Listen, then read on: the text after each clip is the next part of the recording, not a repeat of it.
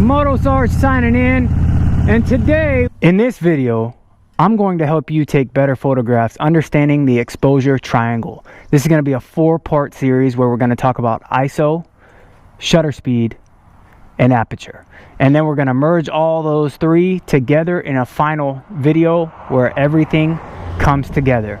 So let's roll the intro and we'll get on with today's topic, understanding ISO.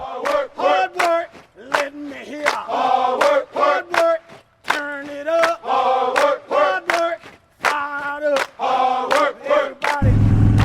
What is going on, guys, and welcome back. Thank you for tuning in to another video. I am about to kick off a 4-part series, like I mentioned before the intro, on how you could start taking better photographs.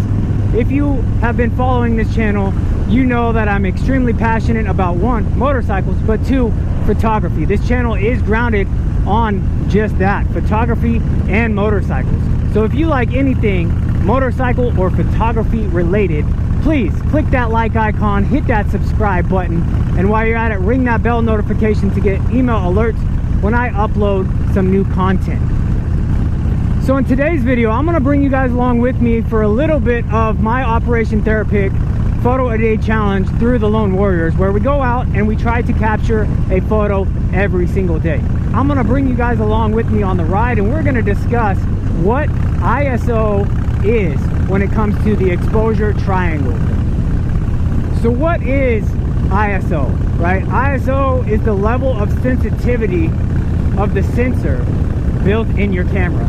I mean, for us that have been around for a little longer than the millennials, we understand film a lot better than we understand a digital SLR camera. And if you remember back in the day with film, there was numbers attached to the film, 100, 200, 400. That was the sensitivity of that film and how it reacted to light coming through. Your digital SLR camera is the same way. It's just there's a sensor behind, right? So light travels through your aperture, through your shutter, and hits your sensor. So most cameras go up by power of 2, such as 100, 200, 400, 800, and so on. Now, when I go out to take photographs, right, if it's a bright, clear day, I know that my ISO setting is going to be at 100 because that's going to create the less amount of digital noise, which we'll get to later in the video. But also, if I'm out and it's a somewhat cloudy day, like right now the sun is peeking in and out from behind clouds. So by the time I get to my next location, as soon as I get off the bike, if the sun is behind clouds, I know I'm going to probably set my ISO to 200, maybe 400, depending, right?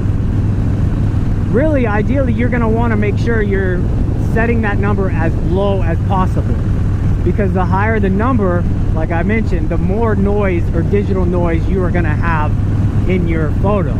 Back in the film day, that was known as grain. So the higher number of film, then the more grain you could possibly have in your photograph. So like I said, if that sun peaks behind a cloud, I know I'm going to probably set it to 200. Now, if you're taking a lot of your photographs indoors, then you're going to want it at least, probably I would say at 800 or 1600 in order to make sure you're exposing properly, just based off of your ISO. So low light, also like low visibility at night, then you're going to have to dabble into the higher level of ISO or higher number of ISO and perhaps get into the 12,000s, or if your camera goes higher, unless you want to throw in a flash. But for me, because I do a lot of my photography from behind the bars on my Harley, I don't want to carry around a huge tripod and then also carry around some external flashes. So I adjust my ISO settings depending on the overall light situation that I have going in to each photo. So we're going to take a quick intermission. I'm going to go ahead and kick on some music. We're going to ride up here to Pine Mountain where I could set up and take my city scene for this first week's of our Operation Therapy Photo a Day Challenge. So enjoy the music, guys. Stay tuned. We'll get back to more ISO topics and how you can start taking better photographs, understanding what ISO is.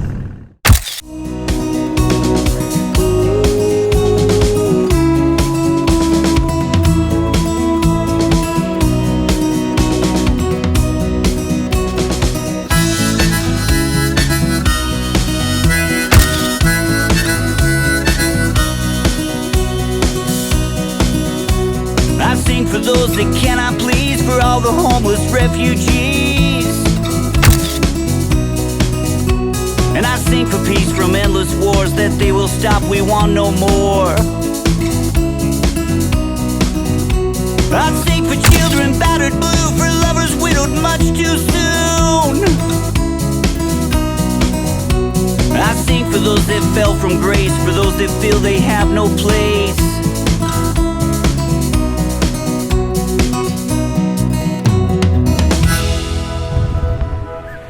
Alright, so I'm a little sidetracked. One of the things that we have to capture within this first 7 days of our Operation Therapic Photo a Day Challenge, of course, with today, the date of recording of this video, it is July 4th, which is Independence Day.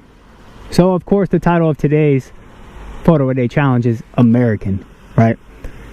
And I don't know about you, but there's nothing more beautiful than that red, white, and blue that's flying high right up here in Pine Mountain. So I'm gonna go ahead and get set up, hopefully get my settings correct based off of my proper environment, or the light that the big man upstairs is gifting me or blessing me with. We'll take this photo. I'll probably throw it up on the screen so you guys could see as far as settings go. As of right now, with the sun just beaming down on us, right, you already know based off of the ride coming up here that my ISO setting is going to be right at 100. I don't want to overexpose, but I'll do so and throw it up so you guys can see what the difference is and what happens if I let my ISO get out of hand.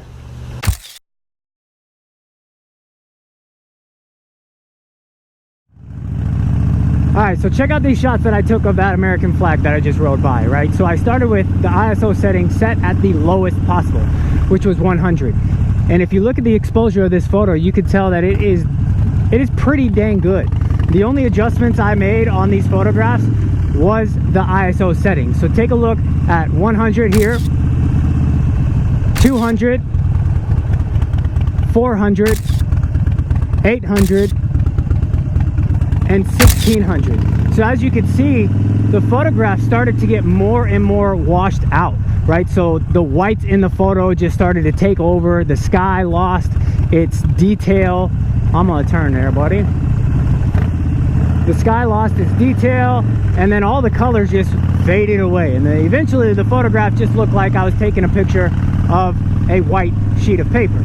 So you can kind of see with the ISO off of that photograph what I meant as far as the lowest number of ISO setting is going to get you a darker image. The higher the number, the brighter the image is going to be. Whenever you're going to take photographs outside, just keep in mind you're going to want to try to have this setting as low as possible. So this is why I started with the ISO being the first out of all three of the exposure triangle that I wanted to discuss. Because again, I'm trying to target you guys out there that are trying to get better photographs with your digital SLR camera. I'm just trying to enhance that passion of yours and eliminate any frustration when you're trying to move from your camera on your phone to an actual digital camera. So that's really what this series is going to be about, is helping you out there put down your phone and pick up that digital SLR camera that you've had in your home for however long, and you tried to take pictures, but it just got more and more frustrating because no matter how hard you tried, your photo was either under or overexposed. So hopefully this video will help you in regards to your ISO setting. If you get out and you start taking photographs today, of all days, July 4th, you're out with your family, fireworks, all that kind of stuff, play around with just your ISO. Put your camera in manual, or put it in shutter priority or aperture priority, so those numbers are picked for you, and then adjust your ISO setting, and you'll be surprised at the quality of your image just by adjusting that. Now I do want to note again, right, try to avoid those higher ISO numbers. When you take the picture and you upload it to Facebook or Instagram, you're not going to see it that much as far as the digital noise in like the shadows or the lines of the photo. But if you decide to print one of the pictures you took because you really like it and you want to throw it up on the wall, keep in mind a higher ISO. When you do that and you blow that image up, it's going to be a lot more grainy in the areas that you probably do not want it to be. So to recap, ISO is the sensitivity of your camera's sensor to light. The lower the number, the darker the image. The higher the number, the brighter the image. In the next video, I will discuss the aperture and how we could adjust that to get us a better exposed shot. So if you guys like today's video, please click that like icon, hit that subscribe button, and while you're at it, ring that bell notification to get email alerts when I upload some new content. Because like I said, this is one of 4 videos. We'll discuss the aperture, shutter speed, and then we will merge them all in with that final video to get you taking better photographs as a beginner photographer. So thanks again, guys, for tuning in. I hope you all have a wonderful and safe 4th of July. Enjoy your family, enjoy your time off of work, enjoy those fireworks, and if you drink, crack open a cold one and enjoy that too. So like always, this is Moto Sarge signing out.